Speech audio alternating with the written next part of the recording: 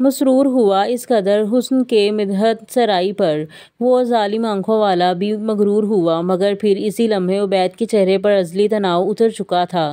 خوشی تو اسے راس نہیں تھی، تبھی تو وہ خوش نہیں ہو پاتا تھا۔ مجھے کسی جشن کی اجازت ملتی ہی کب ہے؟ آج اگر یہ دن آ بھی گیا ہے تو کئی لوگ مجھ سے منہ پھیرے بیٹھے ہیں، بھلے میں پتھر ہوں، بے حس اور گھمنڈی بھی ہو سکتا ہوں، لیکن کہیں دل کے اندر ایک خلش ضرور ہے، مجھے میری خوشی آج تک یوں ہی ادھوری ملی ہے، تبھی تو میں چاہ کر بھی خوش نہیں ہوں۔ عبید کے چہرے پر بلا کی مایوسی نے اس کے حسن پر افسردگی پھیلائی، ارسل کے ماتھے پر بھی ہلکا سا اداس تناؤ آ چکا تھا۔ سب ٹھیک ہو جائے گا، مت سوچ ایسا۔ وہ سب فی الوقت خود غرض بنے تھے، اور خدارا اپنی زندگی کے ان حسین لمحوں کو اس بیکار خلش کے پیچھے مت گوا، وقت کے ساتھ سب کو احساس ہو جائے گا۔ ارسل کو اس کی مایوسی ذرا بھی اچھی نہیں لگی تھی، اور وہ تو اب مڑ کر ایک نظر آئینے میں خود کو دیکھتے ہوئے ساخت ہوا۔ سب کہتے تھے وہ بہت خوبصورت ہے، مگر اسے اپنا آپ تو ابھی بھی اچھا نہیں لگ رہا تھا۔ عجیب انا اور محبت کی جنگ میں پھنسا ہوا وہ اب ہلکا سا اداس ہوا۔ ارسل بھی اسی انداز میں آئینے میں اسے دیکھتا اداس سا مسکرایا۔ اب خود کو نظر مت لگا دینا سڑو آدمی، چل نیچے، مہرین آنٹی اور دلاور انکل کے ساتھ تیری ساس اور سسر بھی آئے ہیں، وہاں تیری مکمل کی مہندی ختم ہوئی اور یہاں مکمل کے عبید کی شروع، چل نا اب۔ ارسل تو ہلکی سی شرارتی لے میں عبید کا یہ سڑا پن ہٹانے کو بولا تھا، اسی لمحے حمزہ اور سعد بھی روم میں آئے تھے۔ وہ دونوں بھی سفید سوٹ پر واسکٹ پہنے چمکے اور دمکے ہوئے تھے۔ حمزہ کا وجود بھاری سا تھا اور اس کا قد بھی ان تینوں سے بڑا تھا، مگر وہ اسی حساب سے گریسفل بھی زیادہ لگتا تھا۔ باقی سعد صاحب مٹکوں سے بمشکل ہی سوٹ میں پریس ہوئے گزب کی چھوٹی آفت لگ رہے تھے۔ دونوں ہی اب عبید کا نخرہ روپ دیکھے ستائشی انداز میں اس سے باری باری لپٹے تھے۔ عبید نے بھی اب کی بار تھوڑی ٹھیک مسکراہٹ دی اور وہ تینوں اسے لیے نیچے چلے گئے، جہاں سب کی نظریں اس پتھر کو دینے والے سنجیدہ سے حسن کے مالک پر تھیں، اور وہ تو الجھتا ہی جا رہا تھا لمحہ با لمحہ۔ میری پرنسس یہاں کیا کر رہی ہے؟ آ جاؤ اندر، بھابھی اور بھائی بھی آتے ہوں گے۔ روحی لون میں آئی تو مکمل کو اداس سا آدھے چاند کی طرح دیکھتے اسی طرف آئی اور ساتھ ہی بیٹھ گئی۔ روحی نے محسوس کیا کہ وہ بہت زیادہ الجھی ہوئی ہے۔ آپ نے مجھے کیوں نہیں بتایا کہ میری شادی عبید ملک سے ہو رہی ہے؟ مکمل کسی گہری اداسی میں ڈوبی ہوئی رخ پھیرے شکایت لیے بولی تھی، جس پر روحی ہلکی سی مسکان اپنے چہرے پر لا چکی تھیں۔ تمہیں تصویر دی تو تھی، کیا تم نے دیکھی نہیں؟ روحی کے حیران ہو کر پوچھنے پر وہ اپنا سر روحی کی گود میں دھرے مزید اداس ہوئی تھی۔ ڈیڈ نے میرے لیے یہ شہزادہ ڈھونڈا ہے، شہزادے والی کوئی ادا نہیں اس میں، اتنا بورنگ ہے کہ آپ کو کیا بتاؤں، اور ایک نمبر کا سنجیدہ انسان جو مسکراتا بھی نہیں ہے۔ آپی کیوں؟ آپ سب میرا دم گھٹنے پر تلے ہیں، ایسا سڑا اور اکڑو ہمسفر نہیں چاہیے مجھے، پلیز آپی مجھے یہ شادی نہیں کرنی۔ بے قراری سی وہ روحی کی گود سے سر اٹھائے ایک بار پھر رونے کو تیار ہوئی، مگر روحی کے چہرے پر ایک خوشگوار سی حیرت آ چکی تھی۔ مکمل تو اسے جانتی تھی، اور وہ بھی اتنا سارا کہ وہ تو روحی کو سرپرائز کر چکا تھا۔ تبھی روحی کی پراسرار سی شرارت میں لپٹی نظر اپنی پگلی سی اداس مکمل پر تھم چکی تھی۔ ایک دو بار ملی ہوں میں، آپ مجھے ایسے دیکھ کر کنفیوز مت کریں آپی، وہ بہت سڑو سا ہے، میرا تو سانس خشک کر دے گا۔ خود پر روحی کی ہلکی سی شریر نظر پڑتے ہی مکمل نے گھبراہٹ لیے ساری داستان گوش گزار کر دی تھی، اور اب تو روحی بہت پیاری مسکرا کر مکمل کو دیکھ رہی تھی، جو ساری جہاں کی خفگی اپنے پیارے سے چہرے پر لے آئی تھی۔ وہ جتنا بھی سڑو اکڑو کیوں نہ ہو، وہ میری مکمل کا سب کچھ ضرور ہوگا۔ کیا ہوا اگر ہنسا نہیں ہے؟ تم ہو نا ہنسانے کے لیے۔ اب اس شادی کو لے کر دل میلا مت کرو، کیونکہ اب اس کے نام کی مہندی تمہارے ہاتھوں میں لگ چکی ہے۔ روحی کی آنکھیں بھی مسکرا رہی تھیں۔ مکمل یوں بے بس کر دی جائے گی، اسے تو ذرا اندازہ نہیں تھا۔ مجھ پر رحم کریں۔ نمی تو مکمل کی آنکھوں پر آج کل بے حد مہرباں تھی۔ روحی نے بھی بے چین ہوئے اس کو اپنے ساتھ لگائے ایک موہوم سی تسلی دی تھی، جو منہ بصورے مزید مظلوم لگ رہی تھی۔ اب تمہاری باری ہے اس پر رحم کرنا مکمل، شاید اس کی بے ذائقہ زندگی میں تم ہی وہ مٹھاس ہو جو اسے میٹھا کرے گی۔ یہ یاد رکھنا کہ اب وہی تمہارا سب کچھ ہے۔ میں نے بھی سرسری سی تصویر دیکھی تھی، ہے تو بہت پیارا، انشاءاللہ دل کا بھی اتنا ہی حسین ہوگا۔ سب خدشے کل یہی چھوڑ کر جانا۔ روحی تو اسے کسی طرح پرسکون کرنا چاہتی تھی، جو فی الوقت ناممکن ترین تھا۔ مکمل کو رہ رہ کر اپنی قسمت پر ہول اٹھ رہے تھے۔ آئی ڈونٹ نو، وہ سڑا ٹیلا مجھے نہیں پسند۔ اس کی سنجیدگی تو سرسری ملاقات میں برداشت نہیں ہوئی تھی، اور اب تو ساری عمر مکمل نے تو باقاعدہ برا منہ بنائے جرجری لی اور روحی کو خود پر ہنستا دیکھ کر مزید خفا ہوئی، جبکہ روحی تو ہنستی ہوئی ایک بار پھر اسے خود سے لپٹا چکی تھی۔ روحی کے چہرے پر نہ جانے کیوں بہاروں سی دل فریبی چمک اٹھی تھی۔ سب بہت برے ہو عبید ملک سمیت ہلکی سی بے بسی لیے وہ اپنا سر پھر سے روحی کی گود میں ٹکا گئی تھی۔ روحی نے بھی محبت سے اس کی گال پر ہاتھ دھرے ایک اسمائل دی تھی، جو اس وقت بالکل روٹھا سا روتو بچہ لگ رہی تھی۔ روحی اب کی بار ہنس دی تھی۔ میرا بچہ خوش ہے نا؟ تمہیں کسی کی ناراضگی کی فکر نہیں کرنی، ہم ہیں سب ہینڈل کرنے کے لیے۔ تم بس اپنی نئی زندگی کا آغاز کرو۔ مہرین اور دلاور دونوں کا لہجہ لطیف اور چہرے الگ ہی خوشی سے بہکے ہوئے تھے۔ عبید کے چہرے پر تنی سنجیدگی ان دونوں کو بھی فکر میں مبتلا کیے تھی۔ عبید نے سرسری جنبش لیے خالی تاثر سے سر ہلایا۔ مہرین تو آگے بڑھے، اب اس کی پیشانی پر پیار دیے اس کی خوشی کی گہرائی کھوجتی ہوئی اس کے چہرے کی طرف پیار سے دیکھ رہی تھی۔ عبید نے ایک خاموش نظر ان دونوں پر ڈالی۔ میں خوش ہوں۔ اس قدر خوشی کے موقع پر بھی ایسا کنجوس اظہار تو واقعی زیادتی تھی۔ اب دلاور آگے بڑھ کر اسے خود پہ بھیجتے اس سے الگ ہو کر اس کا چہرہ تھپکائے الگ ہوئے۔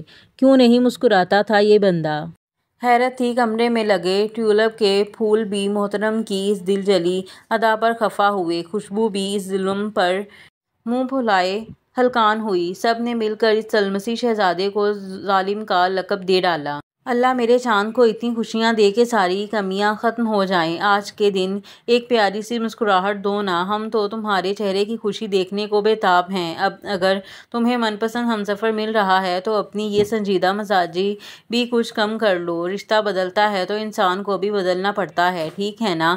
دلاور جانتے تھے کہ وہ اسے جو کہہ رہے ہیں وہ اس تک پہنچ گیا ہے۔ عبید تو ربوٹ زیادہ اور دولہا کم لگ رہا تھا۔ ایک زبردستی کی مسکان چہرے پر پھیلائے وہ ان دونوں کو مطمئن کر چکا تھا، جو اسے آرام کرنے کا کہہ کر ایک ساتھ باہر نکل گئے تھے۔ عبید کی نظر کمرے کی سجاوٹ پر آ رکی تھی۔ ہاتھ بڑھائے وہ ڈریسنگ ٹیبل پر پڑے ٹیولپ کے گلابی پھول کو ہاتھ لگائے دیکھ رہا تھا۔ دل اس کا کیوں بے چین تھا۔ بے تاثر چہرہ لیے اب وہ کھڑکی کی طرف باہر آسمان پر آدھا چاند دیکھنے کو بڑھا۔ نظریں یوں آسمان پر رقم تھیں کہ گویا ہٹانی ناگزیر ہوں۔ دونوں ہاتھ کھڑکی پر دھرے وہ اپنی گردن اٹھائے آسمان کی جانب متوجہ تھا۔ اتار دے جو کنارے پہ ہم کو کشتی وہم، تو گرد و پیش کو گرداب ہی سمجھتے ہیں۔ تمہارے رنگ مہکتے ہیں خواب میں جب بھی، تو خواب میں بھی انہیں خواب ہی سمجھتے ہیں۔ نہ کوئی زخم من مرہم کہ زندگی اپنی گزر ہی رہی ہر احساس کو گنوانے میں، مگر یہ زخم یہ مرہم بھی کم نہیں شاید، کہ ہم ہیں ایک زمیں پر اور ایک زمانے میں۔ بے ربط سا ہلکی لے میں ترنم خیز خاموشی لیے وہ پھر خود ہی سے محو گفتگو تھا۔ بے قراری، بے چینی اور اضطراب بھی انا پرستوں پر ازل سے سایہ فگن رہتے ہیں اور رہیں گے۔ کسی انا پرست کو محبت ہو جانا واقعی ایک ظلم تھا، اور ایسے بے حس دکھائی دینے والے خود پرست اندر سے تو موم جتنی طاقت بھی نہیں رکھتے تھے، اور عبید ملک جیسے خود پرست اور خود بین آدمی کے لیے محبت تو ظالم شے تھی ہی، پر یک طرفہ والی تو ظالم ترین تھی، اور اس پر ستم کے محبوب کے دل میں رقیب کا وجود تو اس جیسے انا پرست کو مار دینے کی ٹھان چکا تھا۔ بظاہر پتھر جیسا مگر اندر سے گیلی مٹی سے بھی نرم عبید ملک پر کیا واقعی یک طرفہ محبت کا عذاب نازل ہونے کو تھا؟ کیا یہ محبت نامی بلا اس کا غرور چھین لے گی؟ اب تو بے حد جان سوز سی تلخی تھی جس سے عبید ملک کی طلمسی آنکھیں لمحے بھر کو ہلکان دکھائی دی تھیں۔ مڑ کر اس نے ایک نگاہ اپنے ارد گرد ڈالی تھی۔ ہر کوئی سرگوشیاں کر رہا تھا کہ عبید ملک جیسے انا پرست کو محبت ہو گئی ہے، خیر خدا خیر کرے۔ ایک سرداہ بھرے وہ بیڈ تک آیا اور تھکے انداز میں ایک تکیے پر دوسرا رکھے بیٹھ گیا۔ تھکن حاوی ہو رہی تھی جس کے بوجھ سے وہ بستر پر گرتے ہی آنکھیں بند کر گیا، جیسے ایک بار پھر اس کا ہر منظر اور نظارے سے دل اچاٹ ہو گیا تھا۔ وہ دن آ ہی گیا تھا جب مکمل سکندر ایک ہی لمحے میں مکمل عبید ملک بننے والی تھی، یعنی کہ قسمت کا یہ ستم یوں ہی طے تھا کہ اس سے ارتضیٰ کو دیکھنے، چاہنے، محسوس کرنے اور پانے کے سب اختیار لے لیے جانے والے تھے۔ پنک اور گولڈن بہت ہی نفیس سے لہنگے میں لپٹی وہ اداس سی دلہن، جس پر اس دلسوزی نے مزید روپ چڑھا رکھا تھا، وہ آئینے کے سامنے کھڑی اپنے چہرے کا ایک ایک نقش بہت غور سے دیکھ رہی تھی کہ جیسے آج کے بعد یہ نقش مٹ جانے والے ہیں۔ اس کے سر کا آنچل ایک طرف کاندھے پر ڈلکا ہوا تھا، اس کے ماتھے کا جھومر بھی اپنی جگہ سے کچھ پرے تھا، کانوں میں گداز سے نفیس ایئرنگز، گلے میں کچھ بھی نہیں، اپنی طرح اپنی ویران گردن دیکھے وہ سیدھے ہاتھوں تک پہنچی تھی۔ مہندی نے ایسا گہرا رنگ چھوڑا تھا کہ اس کی آنکھ نمی سے لبالب برسی گئی۔ نظر پھر سے ظالم آئینے پر جا اٹکی جو چینک چینک کر کہہ رہا تھا کہ مکمل تم سا حسین کوئی نہیں ہے، تم محجوبیں ہو، تم نازنیں ہو، تم دل نشیں ہو۔ بے دردی سے اپنی گال پر لڑکتا وہ آوارہ آنسو روکے خود کو سنبھالنے میں لگ گئی تھی۔ اگر سب سمجھتے ہیں کہ مکمل اپنی محبت بہت آسانی سے چھوڑ گئی ہے تو ایسا ہی سہی، آج سے میری ہر مشکل صرف میری ہے۔ ارتضیٰ اب آپ کبھی واپس مت آئیے گا، کیونکہ آپ کا سامنا کرنے کی مجھ میں اب نہ ہمت ہے نہ سخت۔ قسمت نے مجھے بہت عجیب جگہ لا کر مارا ہے، سامنے سے مجھے دیکھنے والی ہر آنکھ رشک کرے گی، مگر میرے دل کے اندر کا کرب دیکھنا صرف میرا مقدر رہے گا، مجھے ہی سہنا اور دیکھنا ہوگا۔ اب اسے کیا ہمت ہارنی مکمل ابراہیم سکندر، ابھی تو پلسرات جیسا لمبا، نازک اور خطرناک سفر باقی ہے۔ ابھی کچھ دیر میں تم سے تمہارا نام بھی چھن جائے گا اور پھر نقب زنی اور چھینے جانے کا یہ سلسلہ تاعمر جاری رہے گا، کیونکہ مجھے اتنا بے بس بنا دیا گیا ہے۔ میری تکلیف میں کمی کر دیں اللہ، مجھے رسوا مت ہونے دیجیے گا۔ اب میرے دل سے ہر نامحرم کی محبت نکال دیجیے اور مجھے ہمت عطا کیجیے کہ یہ جو لباس زیب تن کر چکی ہوں اس کی لاج نبھا سکوں۔ مکمل کی آنکھیں سچی ہار سے ہمکنار ہو کر زرد سی تھیں، خود سے عہد اور اپنے رب سے التجا کرتی ہوئی وہ آئینے کے سامنے سے ہٹ گئی تھی۔ سامنے ہی روحی کھڑی تھی۔ بارات آ گئی ہے، آ جاؤ، میں تمہارا دوپٹہ سیٹ کر دیتی ہوں، نکاح ہونے والا ہے، اپنے لیے خود بھی دعا کرنا، باقی ہم سب بھی تمہاری خوشیوں کے لیے دعا گو ہیں۔ روحی کا دل مکمل سے زیادہ رنج میں تھا، اپنے ارتضیٰ کی دلہن کو وہ اب کسی اور کو سونپنے والی تھی، یہ واقعی تکلیف دہ عمل تھا۔ مکمل پھر کچھ نہیں بولی تھی، بس ہلکی سی ڈیٹ مسکان سجائے وہ روحی کے ساتھ باہر گئی تھی۔ نکاح ہو گیا اور مکمل سکندر کی خوشی، اس کی زندگی کا سارا اختیار عبید ملک کو سونپ دیا گیا۔ فل بلیک شارٹ شیروانی میں وہ چہرے پر بہت مدھم سا اطمینان سجائے ہوئے سنجیدہ تھا۔ اپنی انا اور خود پسندی کے خول سے وہ آج بھی باہر نہیں آ پایا تھا۔ اس کی ایک ایک ادا ظالمانہ اور ایک ایک نظر سارحانہ تھی، اور اس کی وہ تلمسی آنکھیں جن پر ایک لمحے کو روحی بھی پتھر ہوئی تھی۔ اسے لگا جیسے یہ آنکھیں وہ کہیں دیکھ چکی ہے، یہ منظر جیسے اس کی یادداشت میں کہیں گہرائی لیے دبا ہوا ہے، مگر اسے یاد نہیں آ رہا تھا کہ یہ آنکھیں کہاں دیکھی ہیں۔ عبید کے چہرے پر بہت معمولی سی شیو تھی، وہ کبھی بھی کلین نہیں کرتا تھا، نہ ہی ہلکی سی کبھی بڑھاتا تھا۔ اس کا یہی انداز تو سامنے والے کو ایک ہی وار میں ہلکان کر دیتا تھا۔ مکمل کی دھڑکن کیا بے قابو ہوتی، وہ تو پہلے سے اس شادی کے ظلم کے نیچے دبی ہوئی تھی جو پہاڑ کی طرح اس پر ٹوٹ پڑا تھا۔ محبت خواب جیسی اگر اس قدر تکلیف دہ تھی تو پھر اس محبت سے بچھڑنا کتنا ہولناک ہوگا جو دو طرفہ وجود رکھتی ہے۔ سوچ کر ہی مکمل کا روم روم تڑپ اٹھا تھا۔ اپنے ساتھ بیٹھے عبید ملک سے وہ کوئی امید کیوں باندھتی، وہ کب جانتی تھی اسے، وہ جو اس دنیا کا سب سے خوبصورت شخص دکھائی دے رہا تھا، جو یوں مطمئن تھا جیسے پتہ نہیں اس کے ہاتھ قارون کے کون سے خزانے تک پہنچ گئے ہیں۔ مکمل رخ پھیرے عبید کی سمت دیکھتے ہوئے اپنے فائدے اور نقصان کا سوچ رہی تھی، جب وہ طلمسی اجنبی اتنا شناسا لگا کہ مکمل دنگ رہ گئی۔ یہ جس نظر سے اس نے مکمل کا خود کو دیکھنا دیکھا تھا، یہ مکمل کو ہلا گیا تھا۔ وہ سمجھ نہ پائی کہ اس شخص کی یہ مہربان نظر اسے اس قدر سکون کیوں دے گئی ہے۔ فوراً اسے وہ رخ پھیرے اپنے چہرے کے اتھل پتھل ہوتے رنگ چھپائے سر جھکا گئی تھی، اور دوسری طرف تو ہلکی سی الجھی فاتحانہ مسکان کی بے حد مہم ابھری اور اسی لمحے غروب ہو گئی۔ پھر سے محبت کا ٹکراؤ خود پرستی سے ہو گیا تھا، اور پھر سب ہنستے چہروں کے بیچ وہ نڈال چہرہ اور اس دل کی تکلیف کسی تک نہ پہنچ سکی تھی۔ مکمل نے مسکراتے رہنے کی مہم سی اداکاری کی اور بالآخر کامیاب ٹھہری۔ اب ہمیں اجازت دو سکندر کہ ہم اپنی یہ پیاری سی مکمل اپنے گھر لے جائیں۔ جانتا ہوں تمہارا گھر خالی کر رہا ہوں، لیکن کیا کروں، مجبوریاں اور قانون فطرت کبھی آسان نہیں ہوتے۔ دلاور نے خوشی مگر ہلکی سی اداسی کا رنگ ملائے مان سے فرمائش کرتے کہا تھا۔ عبید اور مکمل بھی اٹھ چکے تھے۔ سکندر نے بھی ایک دلگیر سی اداس مسکان لیے دلاور کو دیکھا، جس پر وہ دونوں ہی گرم جوشی سے بغل گیر ہوئے تھے۔ اجازت مت مانگو یار، یہ اب میرے علاوہ تمہاری بیٹی بھی ہے۔ بس اتنا کہوں کہ میری مکمل بہت نازک سی ہے، اپنے نام جیسی، اس کا خیال رکھنا، بہت لاڈوں میں پالا ہے میں نے اپنی اس گڑیا کو۔ نہ چاہتے ہوئے بھی سکندر کی آنکھوں میں نمی امڑ آئی اور مکمل اسی لمحے سر سکندر کے سینے پر دھرے رو سی دی۔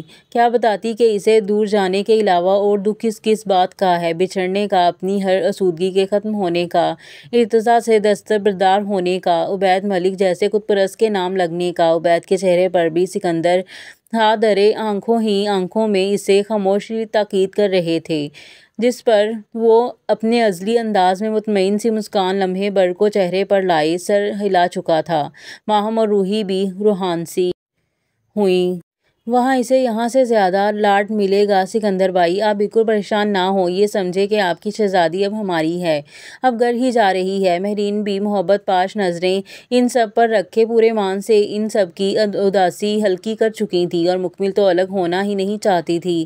سارے کا سارا رونے کے لیے اسے مزید کچھ لمحے درکار تھا، مگر اسے رونے کا یہ سلسلہ ادھورا چھوڑے ہی رخصت ہونا پڑا تھا۔ روحی اور ماہم سے ملتے وقت وہ روئی نہیں تھی، کیونکہ اس کی کوئی ماں اسے اس ستم سے بچا نہیں پائی تھی۔ گاڑی میں بیٹھتے ہی وہ آنسو بہانا شروع کر چکی تھی۔ ایک گاڑی میں حمزہ، سعد، مہرین اور دلاور تھے، جبکہ دوسری میں عبید، مکمل اور آگے ارسل جو ڈرائیو کر رہا تھا۔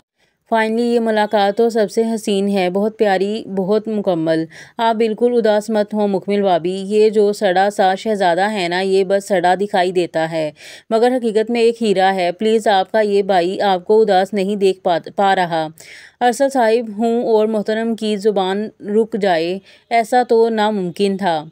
مکمل اپنے چہرے پر آئی نمی صاف کیے ارسل کی بات پر متوجہ ہوئی، جو بہت ہی پیاری ہنسی لیے گاڑی چلا رہا تھا۔ اس کی بازو میں پہنی چوڑیوں کی ظالم کھنک تو سیدھی ساتھ اکڑے بیٹھے عبید کے دل میں جا کر بجی تھی۔ مکمل ونڈو سے باہر جھانک کے اپنا بقیہ دکھ بہانے میں دوبارہ لگ چکی تھی، اور ارسل اب عبید کو یوں پتھر بنا دیکھ کر باقاعدہ برابر منہ بنائے اشارے کرتا کوس رہا تھا۔ عبید نے غصیلی نظر ارسل کے اشارے کرتے منہ پر ڈالی اور پھر اس منہ پھیر کر روتی مکمل پر۔ یہ لڑکی واقعی رخصتی کا رو رہی تھی یا اس سڑے ٹیلے کی بیوی ہونے پر، یہ تو عبید بھی سمجھ نہیں پایا تھا۔ مجال ہو یہ بندہ کوئی نیک کام کر جائے۔ سالے بیوی ہے تیری، پکڑ کے تھوڑی لایا ہے، ہاتھ پکڑ کے حوصلہ دے اسے، بت بنا بیٹھا ہے۔ دل میں سوچے منہ بسوڑ کر گھورتے ارسل کو تو رہ کر غضب چڑھ رہا تھا۔ اس کا بس چلتا تو دونوں کو ایک ہی سیٹ پر بیٹھنے کا حکم سنا دیتا۔ جب ارسل کے نایاب تمام اشارے ناکام چلے گئے تو شیشے سے عبید پر ایک گھوری نازل کیے۔ اب وہ اپنا فون پکڑے کچھ ٹائپ کر رہا تھا، بول نہیں سکتا تھا، ورنہ اس عبید کی وہ کلاس لیتا کہ مکمل بھابھی بھی شوق رہ جاتی۔ پیچھے عبید کا چہرہ کھڑکی کی ایک طرف تھا اور مکمل کا دوسری طرف۔ اف، یہ دونوں دل جلے مل گئے تھے۔ اب تو خدا ہی خیر کرے، ایک دوسرے کا سر ہی پھاڑنے والے تھے۔ ارسل بیچارہ تو پیچھے کی اس بے حسی اور اجنبیت پر سر اسٹیئرنگ پر دے مارنے والا دکھائی دے رہا تھا۔ مکمل خاموشی میں میسج ٹون کی آواز پر عبید رخ سیدھا کیے مڑا، نظر شیشے سے سڑا منہ بنائے ارسل پر گئی تو ہلکی سی ہنسی ضبط کرتا ہوا وہ فون نکالے ون ان ریڈ میسج اوپن کر چکا تھا۔ مکمل ویسے ہی رخ پھیرے رونے کے مشغلے میں مصروف تھی۔ کمینے، اسے روتا دیکھ کر تجھے شرم نہیں آ رہی؟ چپ کروا بھابھی کو، نہیں تو یہی گاڑی میں نے درخت سے مار دینی ہے۔ سڑیل شخص ارسل منہ کے زاویے بناتا ہوا مرر سے کوستا اسے بہت پیارا لگا تھا۔ ہلکا سا رخ پھیرے اب وہ مکمل پر نظر جما چکا تھا، جو بیٹھی بھی یوں دروازے کے ساتھ لگ کر تھی جیسے عبید اسے شدید کرنٹ مارنے والا تھا۔ یہی دل جلا دینے والا منظر دیکھ کر مصوف بدمزہ ہوئے تھے، مگر پھر نظر مکمل کے ہاتھوں پر جا اٹکی۔ اس دشمن جان کو چھونے کی خواہش غالب ہوئی، مگر یہ تسلی اور حوصلہ دینے والے جراثیم کم از کم عبید ملک میں نہیں تھے۔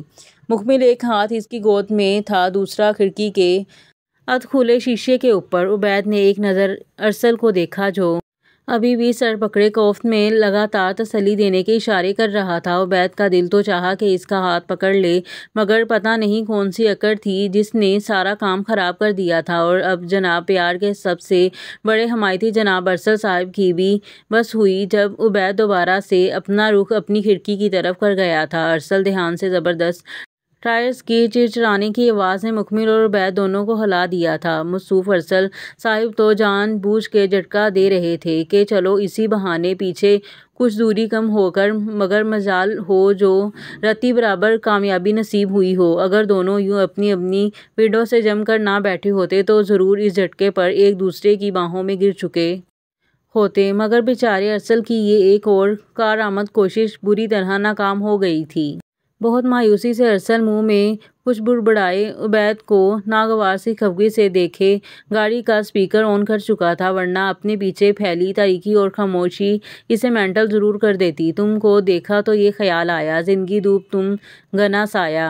آج پھر دل نے ایک تمنا کی، آج پھر دل نے ایک تمنا کی، آج پھر دل کو ہم نے سمجھایا، زندگی ڈوب تم گھنا سایہ، تم کو دیکھا تو یہ خیال آیا۔ جگجیت سنگھ کی مدر آواز نے لمحے بھر کو ان دونوں دل جلوں کا دل جکڑا۔ عبید کا دل یہی کیا ارسل کی گردن مروڑ دے، جبکہ مکمل تو مزید دکھی ہوئی تھی۔ بند کر ارسل، اسے پیچھے سے خوفناک سا سنجیدہ حکم آیا تھا، مگر اب ارسل صاحب اتنے بھی فرما بردار نہیں تھے۔ آواز مزید اونچی کیے اس ڈیٹ نے اپنی منمانی کی تھی۔